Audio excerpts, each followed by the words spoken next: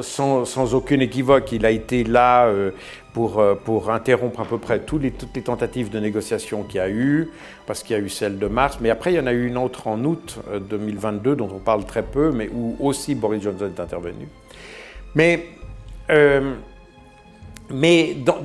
d'une manière générale, vous voyez, oui, on peut prendre lui comme exemple, mais quand vous regardez ce qu'on dit von der Leyen, Macron, j'entends tous ont suivi exactement la même ligne. Alors oui, on peut mettre l'accent sur Boris Johnson, mais il y a quand même une responsabilité collective parce qu'il y a une sorte de dynamique qui s'est instaurée dans le narratif, dans la manière de comprendre le conflit, qui a fait que Boris Johnson, finalement, il évolue un peu comme un poisson dans l'eau en disant qu'on n'allait pas se rendre. Et c'est d'autant plus choquant que les forces qui sont en faveur de la continuation du conflit, qui sont les jusqu'au-boutistes, sont vraiment des jusqu'au-boutistes. Et quand je prends l'exemple de Berlin 1945, c'est une analogie qui n'est probablement pas complètement dépourvue d'une certaine réalité.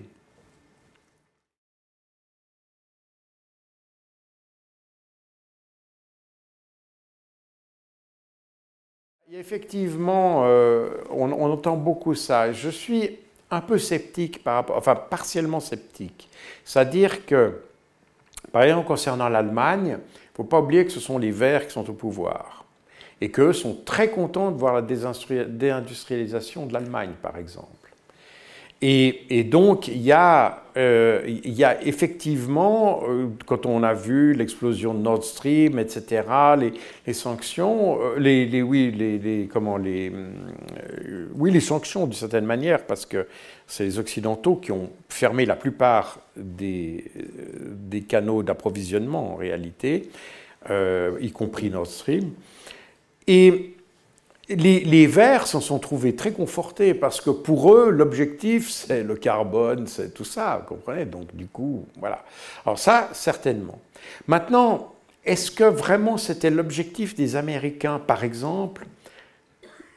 J'ai des doutes là-dessus. D'abord parce que, comme je l'ai dit tout à l'heure, on est surpris.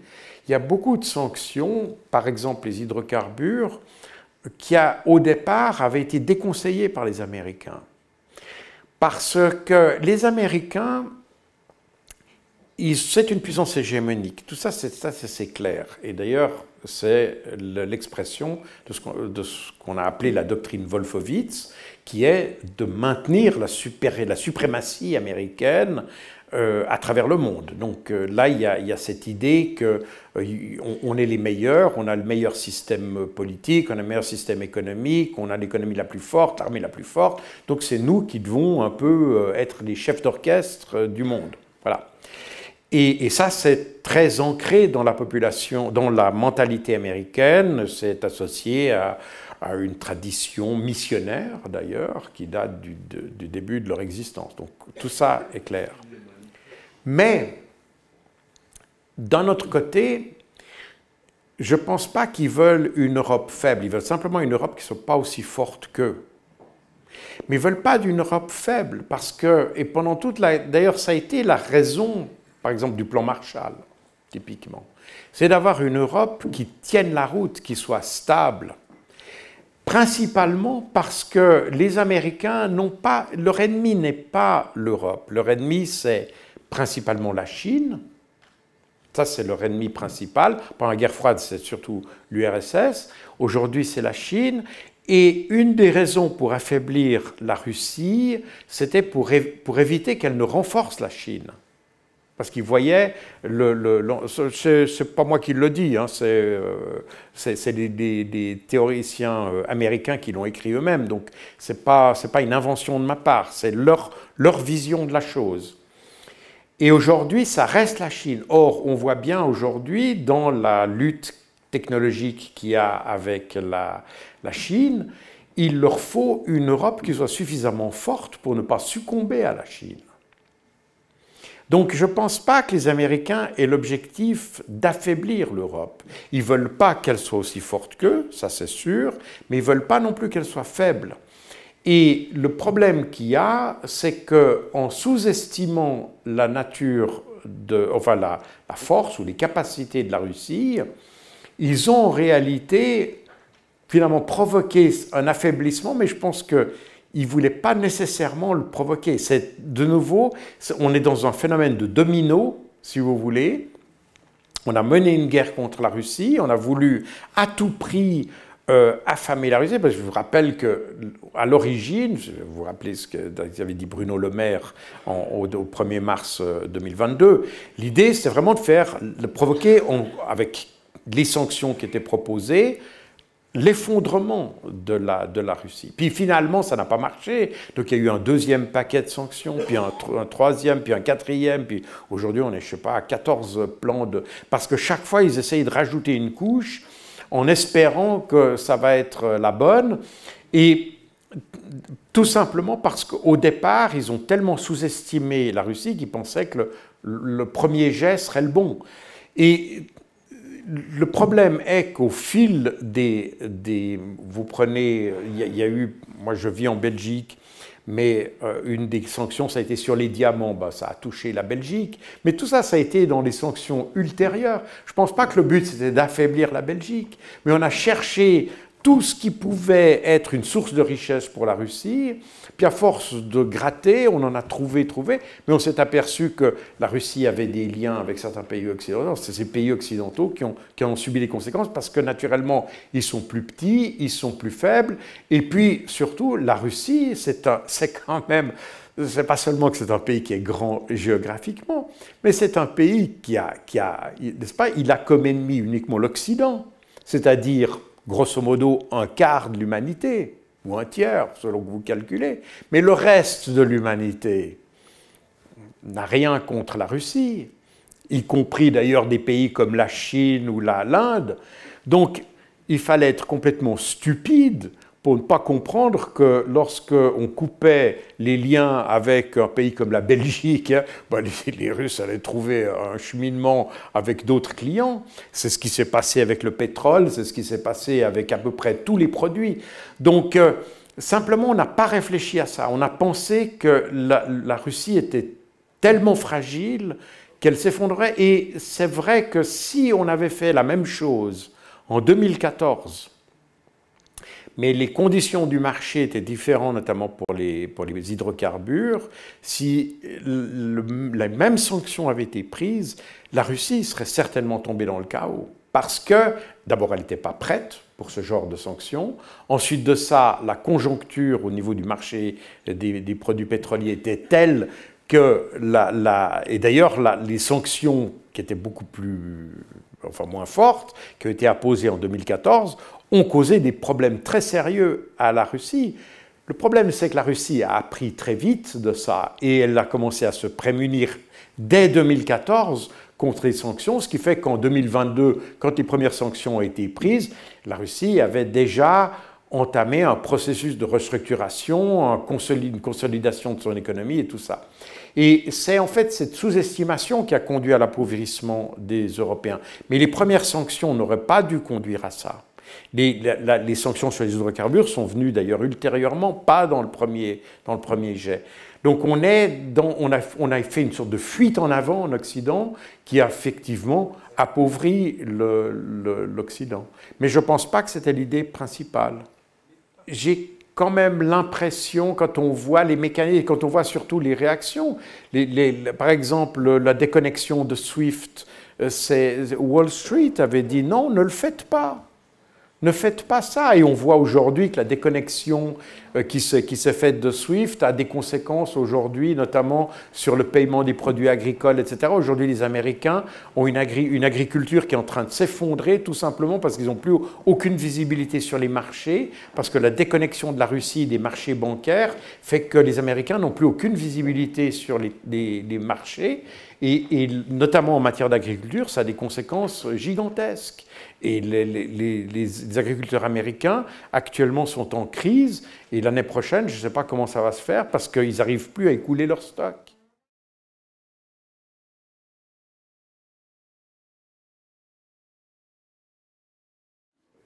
Alors, c'est en fait, quand on parle de l'avance de l'OTAN et du problème que la Russie a avec l'OTAN, en réalité, c'est ce problème-là que la Russie a. C'est pas simplement le fait que tout d'un coup un pays appartienne à l'OTAN. Je prends toujours l'exemple de la Turquie. La Turquie est entrée dans l'OTAN en 1952. Et c'était le plus grand pays, d'ailleurs, qui avait une frontière commune avec l'Union soviétique, du coup. Et les soviétiques, bon, ça ne leur a pas plu, mais bon, ils ont pris ça comme comme une réalité. Et le problème est venu lorsque les Américains ont voulu implanter des armes nucléaires en Turquie, et notamment les missiles maintenant Jupiter, ça fait erreur. Je pourrais me tromper, même sans ces missiles Jupiter, qui ont été ont commencé à être implantés en 1962. Et là, les Soviétiques ont rétorqué en déplaçant des missiles à Cuba. Et c'est l'ouverture de la crise de Cuba. Mais jusque-là, les Soviétiques n'avaient pas réagi, parce que la simple présence de l'OTAN, bon, c'est un fait, voilà. Mais et de toute façon, il y avait le pacte de Varsovie qui constituait, si vous voulez, aussi une zone tampon.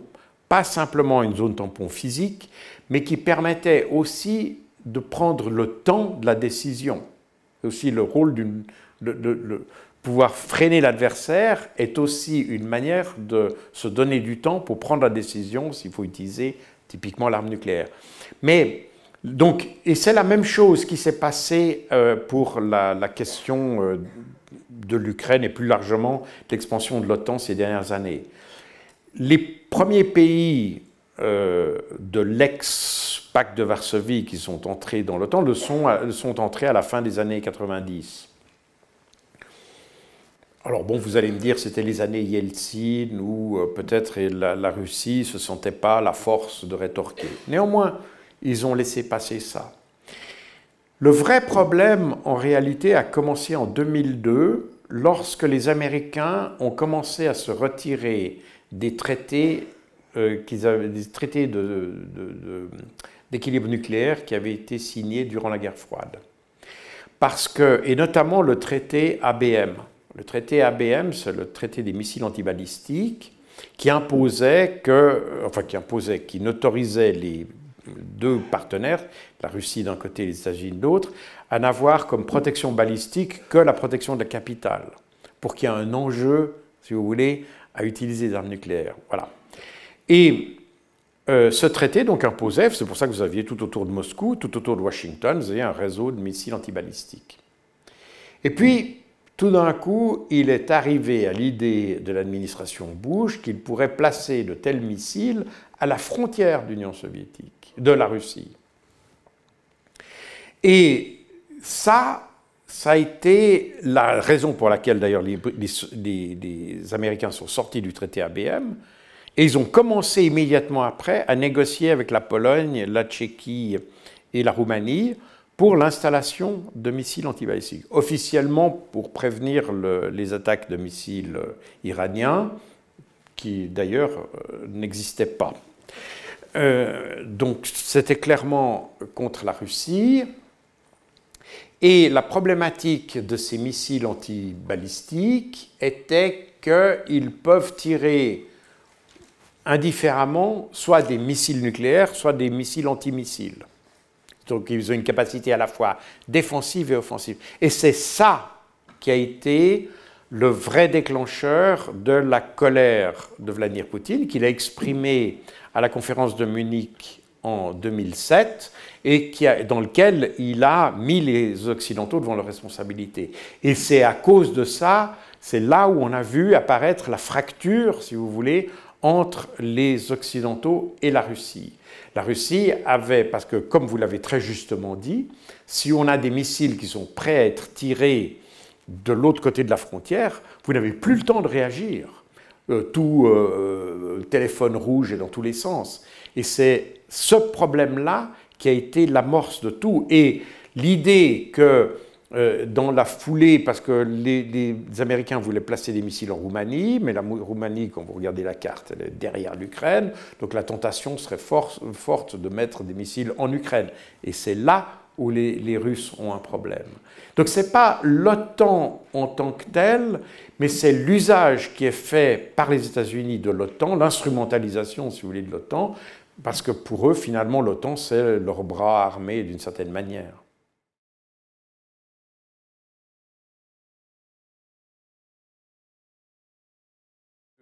Là, les trajectoires balistiques, là on est dans des questions techniques. Ça passerait probablement au-dessus de l'Arctique. D'ailleurs, quand vous regardez le dispositif des radars, soit du côté russe, soit du côté américain, vous voyez qu'en réalité, nous, on le voit toujours, parce que sur nos cartes, on a toujours l'Europe, c'est toujours centré sur l'Europe. Mais si vous regardez ces dispositifs sur une carte et une projection polaire, eh bien, vous verriez qu'en réalité, les radars entourent complètement l'Arctique, parce que effectivement, c'est le trajet le plus court.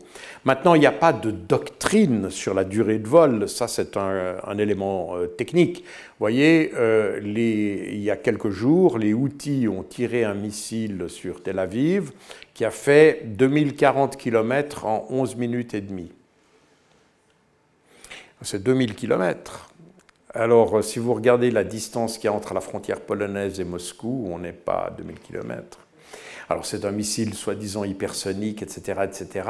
Néanmoins, ça vous montre que les délais peuvent être très, très courts. Et c'est là qu'est le problème, parce que finalement, personne détermine ou décrète qu'il doit y avoir un temps minimum ou un temps maximum.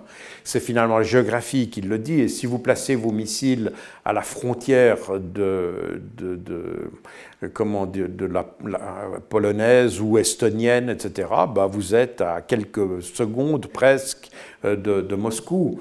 Et je ne parle même pas d'un bombardement nucléaire sur Kaliningrad. Typiquement, voyez. Donc, le problème, il n'est pas là. Il est que dès que vous avez une menace, vous ne pouvez pas compter sur tant de secondes ou pas. Il y a une menace et vous devez faire comme si cette menace était immédiate dans tous les cas.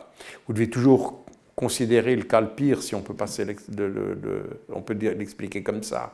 Et ça, c'est cette incertitude-là qui est le vrai problème. Et à partir du moment où les gens ne respectent pas, justement c'est pour ça que les traités qui ont été faits durant la guerre froide, tant au niveau des armes conventionnelles qu'au niveau des armes nucléaires d'ailleurs, délimitaient géographiquement l'emplacement des armes, de façon à ce qu'on sache à quoi s'en tenir, de façon à ce qu'il y ait toujours une réserve de temps pour réagir, de façon... Ces traités n'étaient pas faits de manière si stupide que ça en réalité. Mais le fait que les Américains en sortent systématiquement ont créé finalement une sorte d'incertitude stratégique sur, pas nécessairement sur les intentions, mais sur le fait que si l'intention était appliquée, eh bien on ne sait pas comment ça peut se passer. Il y a déjà ce problème avec les sous-marins, notez. Donc un problème. Mais les sous-marins, on essaye il y a des mécanismes pour surveiller les sous-marins de part et d'autre. Plus ou moins, on arrive un petit peu je veux dire, pas dire qu'on arrive à tout savoir, mais disons que la problématique des sous-marins est connue. Mais sur le domaine terrestre, oui, il y a une incertitude. Maintenant, la question du territoire européen, le problème est le suivant.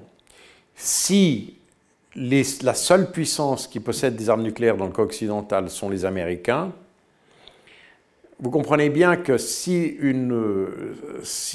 tout d'un coup il y a une menace nucléaire, les Russes ne vont pas s'attarder à tirer des bombes sur le Liechtenstein. Ils vont tirer sur celui qui est la menace. Donc même si, et c'est pour ça que je pense que c'est un très mauvais calcul de la part des Finlandais ou des Suédois d'être entrés dans l'OTAN, parce que du coup ils deviennent une menace. Et puis s'ils sont une menace, ça veut dire qu'ils peuvent entrer dans le calcul nucléaire des Russes, parce que les Russes pourraient très bien dire, finalement, pour prévenir une attaque sur mon flanc nord, je bombarde préventivement, en cas de guerre, hein, je bombarde préventivement la Suède et la Finlande. Et les États-Unis, dans cette situation, est-ce qu'ils vraiment ils bombarderaient Moscou? Ils ne le feront pas. Ils ne feront pas, si la Finlande et Stockholm se font bombarder, même par des bombes nucléaires, les Américains, ils auraient tout intérêt à ne pas réagir, parce qu'ils savent que la fusée prochaine vient sur Washington. Donc c'est assez... La question, je n'ai pas abordé ici, mais, et la raison pour laquelle d'ailleurs les Russes ont mis autant de temps pour refaire leur doctrine, c'est qu'en réalité, il y a la partie émergée de l'iceberg, c'est celle qu'on voit et qui est publiée. Mais il y a une partie immergée de l'iceberg qui est comment utiliser les armes. Et ça, c'est très secret, savoir qui on vise en premier. Qu'est-ce qu'on fait, par exemple, si tout d'un coup, il y a... disons qu'on décide qu'on va utiliser des armes nucléaires ou qu'on peut les utiliser pour des raisons X et Y, et puis on veut prévenir une attaque, ben oui, justement, venant par exemple de Finlande. Et de savoir qu'est-ce qu'on fait, qu'est-ce qui se passe après. Parce qu'après, le seul qui peut réagir, les seuls qui peuvent réagir sont les Américains. Et là, est-ce qu'on va bombarder Washington? Ou est-ce qu'on va bombarder une autre ville américaine? Parce que, et même les Américains, ils ne bombarderaient probablement pas Moscou en premier. Et il y a eu des livres complets, et d'ailleurs, c'est d'ailleurs un aspect fascinant pour ceux qui s'intéressent à la stratégie. Alors, je ne crois pas que c'est traduit en français, mais en anglais, il y a eu énormément de bouquins qui ont été faits sur la planification de targeting, donc la définition des cibles. Parce qu'il y a toute une science qui a été élaborée là-dessus, pour bombarder certains sites, pour montrer qu'on ne voulait pas détruire l'État, mais uniquement les forces militaires, et donc on détruirait que même certaines villes qu'à un certain niveau, etc. Il y a tout un degré de progrès. Tout ça a été presque préprogrammé de part et d'autre. Les Américains, il y a eu des publications là-dessus, les Russes, je ne pense pas avoir ma connaissance en tout cas, mais les Américains l'ont fait, et c'est fascinant parce que là, vous voyez que, comme vous n'avez que 2 acteurs qui peuvent utiliser des bombes, et sur un terrain, si possible, ils vont utiliser leurs bombes sur le terrain qui ne vont pas les affecter. C'est-à-dire que les premiers qui seraient intéressés à utiliser des armes nucléaires sont les Américains parce qu'ils peuvent tirer sur l'Europe. C'est d'ailleurs pour ça que les mouvements pacifistes sont développés en Allemagne, parce que les Allemands ont très bien compris qu'ils seraient le premier terrain d'engagement des armes nucléaires dans les années 80. C'était presque programmé, presque mathématiquement. S'il y a une arme qui, qui aurait pu être utilisée dans un conflit à cette époque-là, il l'aurait été en Allemagne par les Américains. C'est presque obligatoire. Et alors après, les scénarios qui peuvent se passer, alors c'est un peu comme le jeu d'échecs. C'est vraiment, là maintenant on pourrait passer des jours à discuter tout ça, mais c'est vraiment quelque chose qui ressemble aux différentes stratégies que vous avez au jeu d'échecs, littéralement. C'est fascinant. Et tout ça a été programmé, il y a des quantités de scénarios qui existent, soit chez les Américains, soit chez les Russes, pour savoir si on bombarde tel objectif, comment est-ce qu'on continue après, quels sont les signaux qu'on veut envoyer.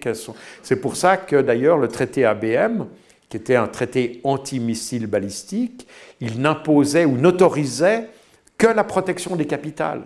Vous n'avez même pas le droit de protéger vos populations, ce qui est un peu contre-intuitif. Mais l'idée, c'était mettre un enjeu, parce que s'il n'y a pas d'enjeu, alors on utiliserait les armes n'importe comment. Mais sachant qu'on va détruire une population, on aura probablement plus de retenue à utiliser les armes. C'est le genre de calcul qu'il y avait dans la tête des gens quand ils ont créé ou composé ou articulé ce traité ABM. C'est fascinant. C'est d'autant plus fascinant que, comme vous savez, je viens de Suisse, et en Suisse, pendant la guerre froide, la Suisse a envisagé d'avoir l'arme nucléaire.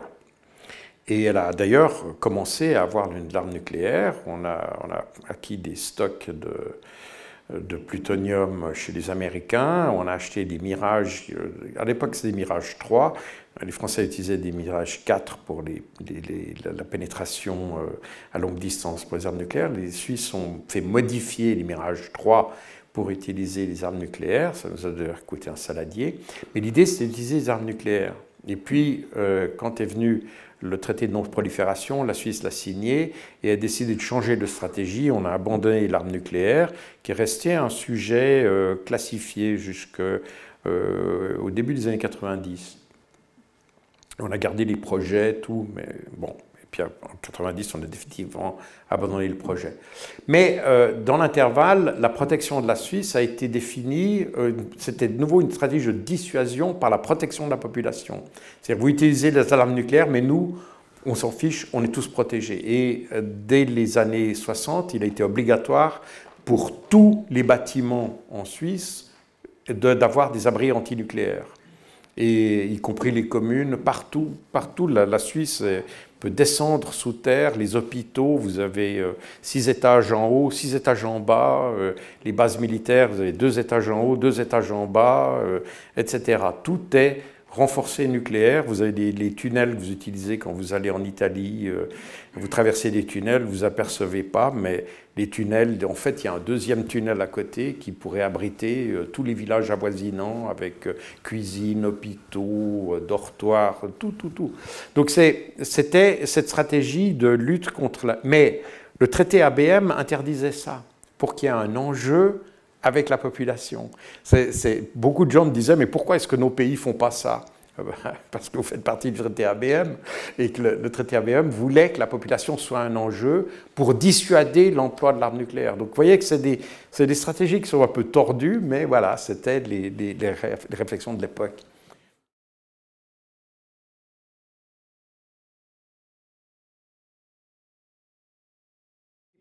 Tout le monde comprend que cette guerre doit prendre fin d'une manière ou d'une autre. Parce que, à défaut de ça, on est en train de voir, on va assister à la disparition complète de l'Ukraine. Et d'ailleurs, j'ai beaucoup de peine à comprendre que les dirigeants européens n'aient pas compris ça encore. Et c'est un peu ce que j'ai expliqué quand j'ai montré la déclaration de Lavrov qui disait « Si vous donnez des armes qui vont à 300 km, eh bien on poussera la ligne de front à 300 km. » Et ça, c'est vraiment la réflexion. Je rappelle que les Russes n'ont pas pour objectif de prendre du territoire, mais de se protéger contre une menace. Donc, s'il faut détruire tout, ils détruisent. Et on a vu que, d'ailleurs, quand vous regardez le schéma, ou en anglais le pattern, je ne sais pas comment dire, oui, schéma des interventions russes, vous apercevez qu'au fil des mois, il y a une gradation. Et nos médias vous disent, par exemple, qu'ils ont attaqué les réseaux électriques, etc. Par exemple. Mais si vous observez bien, vous remarquez que les Russes n'ont pas touché n'importe quoi du réseau électrique déjà en 2022, puis en 2023. Ils ont chaque fois différencié les attaques. Ils ont choisi des attaques qui avaient toujours un impact différent, en évitant d'ailleurs les impacts sur la population civile d'ailleurs. Et aujourd'hui, du fait qu'on a en Ukraine et avec la volonté d'ailleurs des Occidentaux d'avoir créé une économie de guerre, y compris vous avez des Allemands qui veulent construire des usines d'armement en Ukraine, etc., eh bien les Russes ont augmenté en puissance et touchent cette fois-ci des centres de production d'énergie, alors que jusqu'à maintenant ils ne l'avaient jamais fait. Ils avaient touché des choses qu'on répare assez facilement, mais qui perturbent, notamment les transports ferroviaires. Mais donc, vous voyez que du côté russe, le targeting, le choix des cibles est extrêmement calibré sur une montée du conflit. C'est-à-dire l'idée des Russes, c'est-à-dire que plus les Occidentaux donnent des armes et plus vous refusez de négocier, plus on augmente la pression, si vous voulez. Et ça se fait de manière assez méthodique, avec des cibles qui sont très bien choisies. Et ça montre d'ailleurs que dans l'approche russe, vous avez une approche très stratégique du problème. C'est-à-dire, le but, c'est d'obtenir un accord à la fin. Et de ne pas obtenir nécessairement la destruction. S'ils avaient voulu détruire ou occuper l'Ukraine, ben, ils auraient fait comme les Israéliens à Gaza.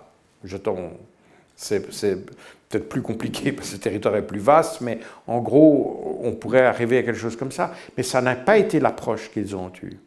Alors évidemment, notre vision, notre perception du champ de bataille est très déformée par nos médias, mais quand on analyse de manière très précise les actions russes, on s'aperçoit que c'est ciblé avec l'idée de graduer. Donc ça veut dire qu'on s'approche de plus en plus vers une résolution. Et les Américains ont compris ça.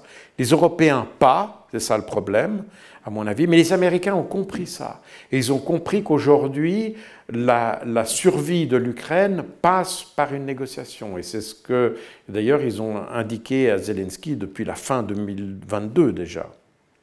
Donc voilà un petit peu. Donc je ne peux pas vous dire exactement quand ça va se terminer. Vous voyez, il y a aussi des structures.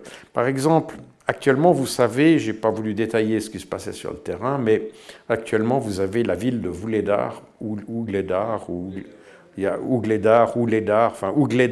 en russe, qui est en train d'être prise par les Russes, et qui est prise en tenaille, etc.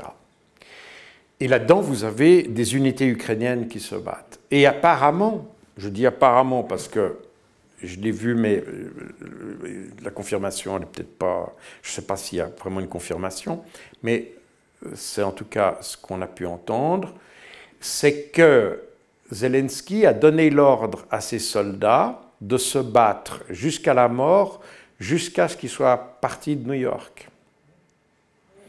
Donc ça veut dire qu'en fait, ces gens se battent simplement parce que ça donne une situation favorable aux négociations de Zelensky.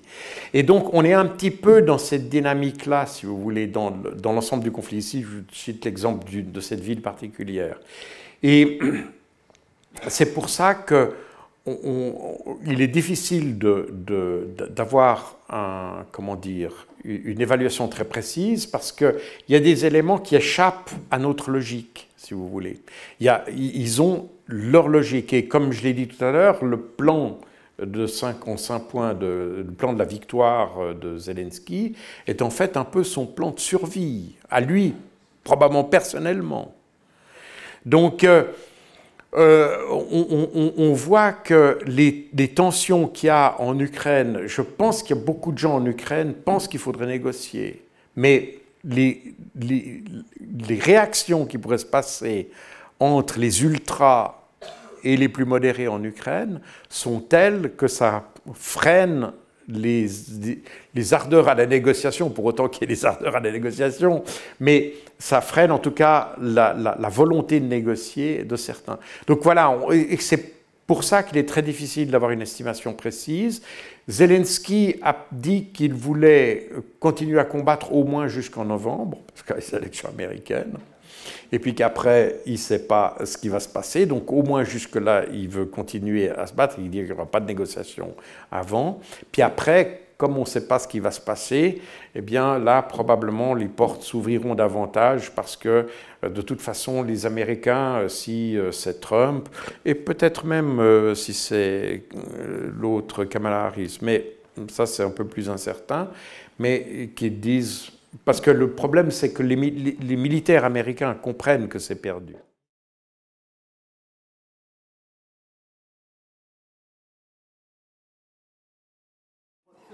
La réponse est là.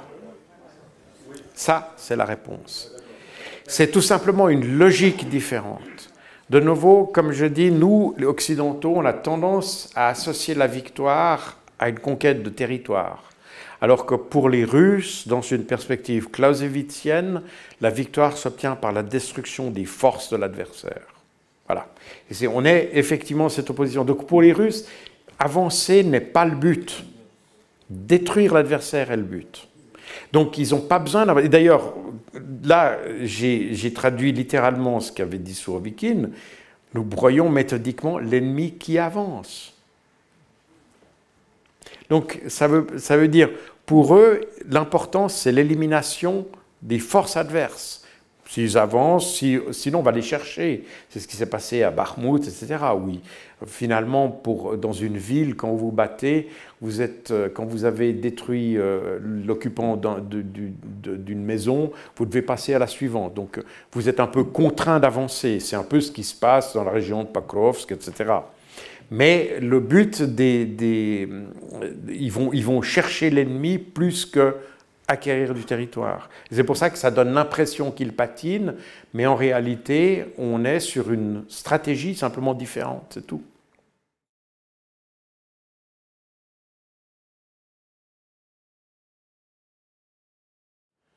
Je pense que les Russes n'avaient absolument aucune intention d'entrer en Ukraine.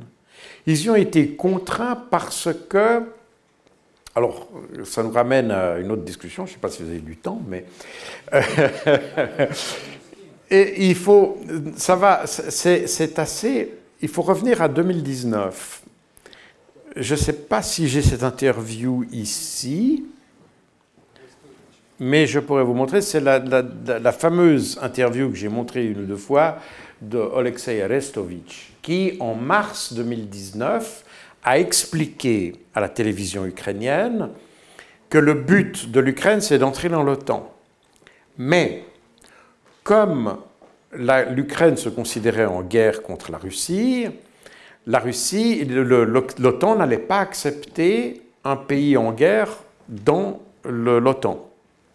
Par conséquent, et ça c'est une idée complètement dingue, mais Oleksiy Arestovitch était conseiller personnel de Zelensky, donc il faut savoir, on est en mars 2019, c'est juste avant l'élection présidentielle qui a lieu au mois d'avril, et c'est à la même époque d'ailleurs qu'a été écrit le fameux rapport de Rand Corporation que j'ai peut-être évoqué tout à l'heure, qui contient d'ailleurs 300 pages et qui décrit exactement la guerre qu'on voit aujourd'hui, en 2019. Et à la même époque, donc, Arestovitch explique que pour entrer dans l'OTAN, il faut que la Russie soit détruite, qu'elle soit vaincue, qu'elle n'existe plus, enfin militairement, comme puissance militaire. Et que par conséquent, la solution, c'est de déclencher une guerre avec la Russie, de vaincre la Russie avec l'aide de l'OTAN, et puis, comme il n'y a plus de Russie, on peut entrer dans l'OTAN. Voilà. Ça, c'est l'idée. Et l'idée est totalement fantasme, mais il l'a dit, et la journaliste elle est éberluée, et puis elle lui dit, mais ça va se dérouler comment? Et il décrit l'opération spéciale. D'ailleurs, ce n'est pas très compliqué, parce que quand vous regardez la géographie, il n'y a pas tellement d'autres manières d'attaquer l'Ukraine que comme l'ont fait les Russes, en réalité. Mais bon, c'est un problème. Et il décrit exactement ça. Il décrit exactement ce que vous avez observé en février 2022. Et puis la journaliste est éberluée, puis elle lui dit, oui, mais vous pensez faire ça quand? Puis le Arestovitch dit fin 2021, début 2022.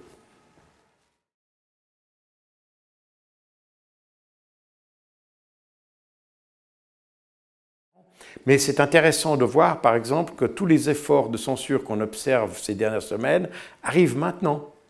Ils sont pas, on ne les a pas vraiment faits. Il y a eu une forme de censure morale, si vous voulez, mais formellement, on n'a pas commencé à mettre en prison des gens parce qu'ils... La population, vous pensez que ça marche toujours encore? Non, non, mais ça, la population, c'est une chose, mais dans la démarche, si vous voulez, c'est ça que j'analyse. Après, la population, le problème, c'est que la population est très apathique. Et finalement acceptent assez bien tout ça. Vous leur coupez leur source d'information, les gens s'en foutent. C'est assez dramatique quelque part d'ailleurs, parce que moi je viens d'un pays où le peuple décide, le peuple prend des décisions, le peuple vote pour à peu près tout, pas dire n'importe quoi, mais tout. Et donc pour nous, le fait de pouvoir s'exprimer librement sur des sujets fait partie d'une culture. Mais vous voyez que cette culture, elle ne dit pas, dès que vous n'avez pas exactement, vous n'êtes pas dans la ligne de X ou Y, tac, on coupe les branches qui coupent. Et ça, vous le voyez, alors très fortement en France, mais vous voyez aussi dans les autres pays européens de plus en plus.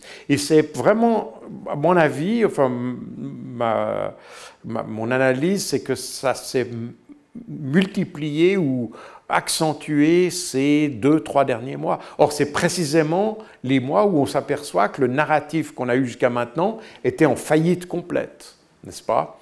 Et donc l'augmentation en puissance, si vous voulez, de la guerre des médias ou du narratif, c'est aujourd'hui l'usage formel de la censure. Parce qu'en réalité, quand vous regardez ce que Thierry Breton a proposé pour son DSA, je ne sais plus exactement, c'est en fait des systèmes de censure où finalement vous donnez accès à l'État ou à l'Union européenne, vous leur donnez accès aux bases de données de ce que vous faites. J'entends, on est on a autrefois le fameux chef des services de renseignement, enfin du service secret américain, au début du XXe siècle, disait « Un gentleman ne lit pas le courrier des autres ». Eh bien, aujourd'hui, j'entends nos gouvernements lisent pratiquement à livre ouvert dans nos courriers, nos emails, nos tweets, nos machins, enfin tout ce qu'on utilise pour communiquer. Et ça s'accentue toujours plus. Les chaînes qui sont cryptées deviennent interdites. Ce qui n'est pas crypté doit donner des portes. D'ailleurs, c'est le problème de Telegram, c'est que c'est une chaîne cryptée. Et puis, ce que veulent les gouvernements, c'est finalement une porte dérobée qui leur donne accès à l'information.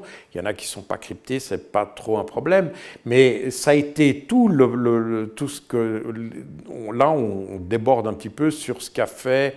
D'ailleurs, ce qu'avait dévoilé Snowden il y a une dizaine d'années, c'est-à-dire que ça s'est fait aux États-Unis sous le couvert de la guerre contre le terrorisme, et ça vient maintenant sous le couvert de la lutte contre la désinformation russe.